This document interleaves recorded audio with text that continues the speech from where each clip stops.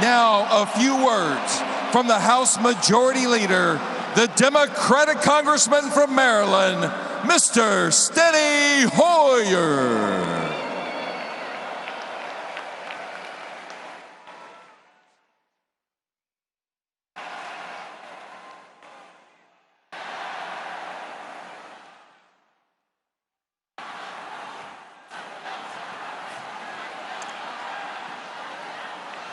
Hello, Houston. Hello, America. I am so pleased to be in Houston today with all of you and with the Prime Minister. And with all of you, I will be keeping my thoughts with all those affected by the terrible flooding that has occurred here in Houston. We pray for them, we think of them. I pray for their safety and thank all those who have reached out in kindness and in courage on their behalf.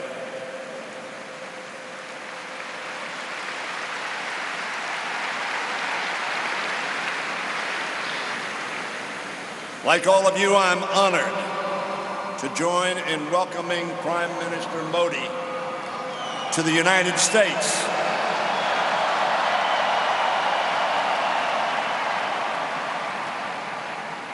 To the United States, of which, of course, we in Maryland think Houston is a part. Mr. Prime Minister, I bring greetings from the Congress and from our Speaker, Nancy Pelosi.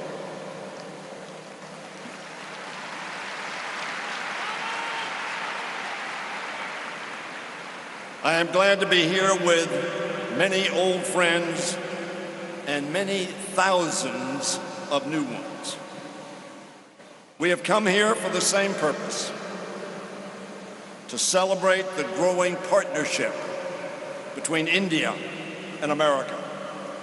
Two democracies committed to the same vision of the future.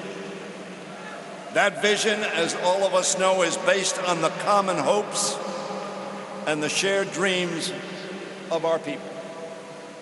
Both nations shaped by the legacy of British colonialism. Both nations deeply cognizant of the price of freedom.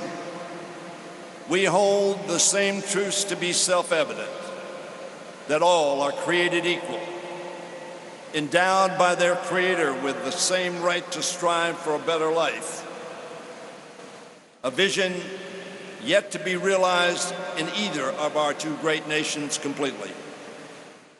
Our constitutions begin with the same three words: we the people.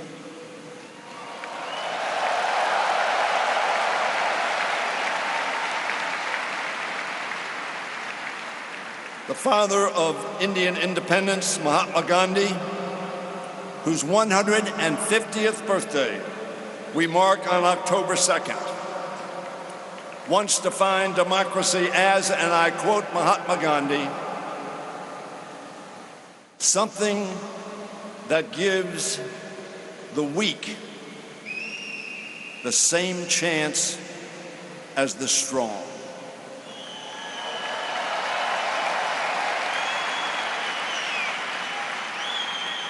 That, my friends, at its heart is what the ideal of American democracy and Indian democracy are all about.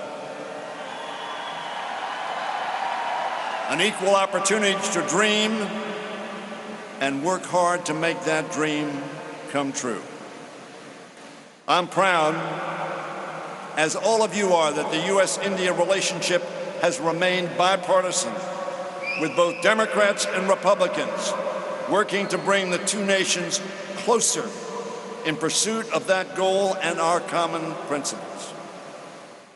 In recent decades, President Clinton had the vision to forge a new path for U.S.-India relations.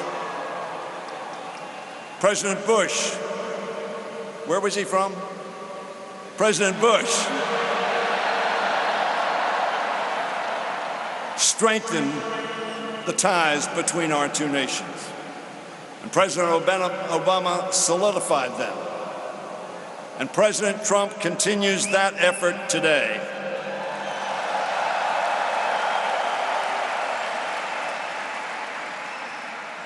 "25 years since the founding of the Congressional Caucus on India and Indian Americans. The United States and India cooperate in every way imaginable, from counterterrorism and clean energy to defense and space exploration. We are now working together in ways no one could have envisioned a decade ago. In 2008, Congress passed the Civil Nuclear Agreement, and in 2016 established India as a major defense partner. Ladies and gentlemen, I am proud of Congress's role in forging these closer ties, as I am to serve aside wonderful Indian American congressional representatives. You've seen some of them introduced, like Raja Krishnamurthy, Pramila Jayapal, Ami Bera, and Ro Khanna. And I'm proud to serve along the other members of Congress who were introduced here. The heart of our relationship remains the people-to-people ties that bring us even closer. The Indian Americans who are making such an extraordinary contribution to America. Thank you.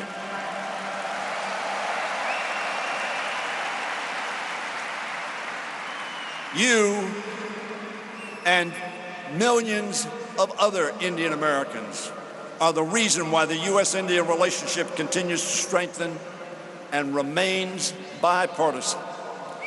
You are the reasons why so many Americans now look to India and see not only a partner, but also a trusted friend.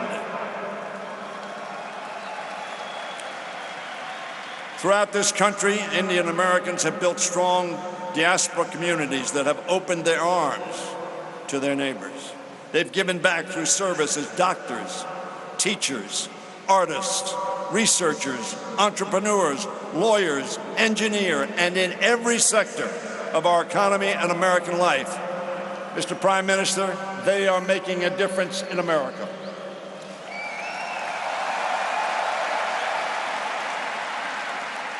And of course, they serve in our military and in our government. In every field, Indian Americans have brought insight, intellect, innovation, and yes, inspiration. Most importantly, they have worked to broaden their fellow Americans' understanding of India, its history, its traditions, and the vibrancy of its democracy. Ladies and gentlemen, I've experienced this firsthand in my county that we call St. Mary's County. That county has been enriched by a growing Indian American community.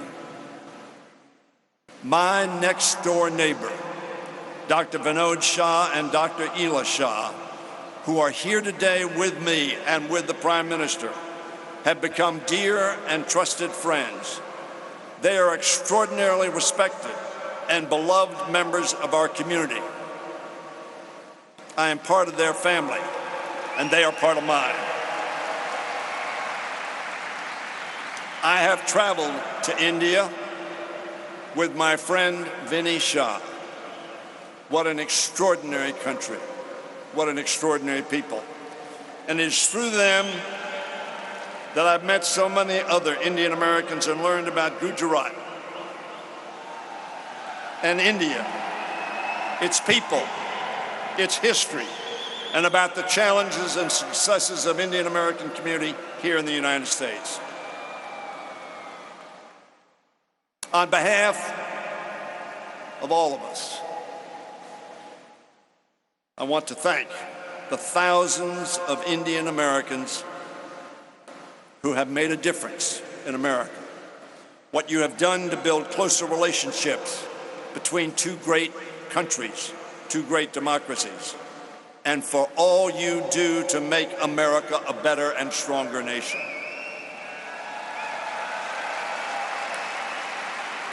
Ladies and gentlemen, as we welcome Prime Minister Modi to Texas, we are inspired by the modern India he leads, while mindful of the challenges it faces. Undeterred as it reaches into the new frontier of space, and equally determined to lift millions out of poverty back on Earth, making strides in access to education, clean water, health care, and while helping to lead in developing advanced energy technologies for a greener and healthy India. And like America, proud of its ancient traditions to secure a future according to Gandhi's teaching and Nehru's vision of India as a secular democracy where respect for pluralism and human rights safeguard every individual. America and India must strive to make our promises and aspirations a reality for all our citizens. On the eve of independence, Nehru praised Gandhi's mission to, and I quote, a quote that all of you surely know, wipe every tear from their eye. And they made a pledge for India's future that so long as there are tears and suffering, so long our work will not be over. And in that sense, the work of our countries is not over. As he took his oath for office for the final time, Abraham Lincoln called for malice towards none and charity for all. He asked his fellow Americans, and I quote, to do all which may achieve and cherish a just and lasting peace among ourselves and with all nations. Together, we, the people of India and of America, must and will continue to motivate one another and the world to pursue the vision of peace, justice, charity for all, to strive malice towards none, and to wipe every tear from every eye. For those of us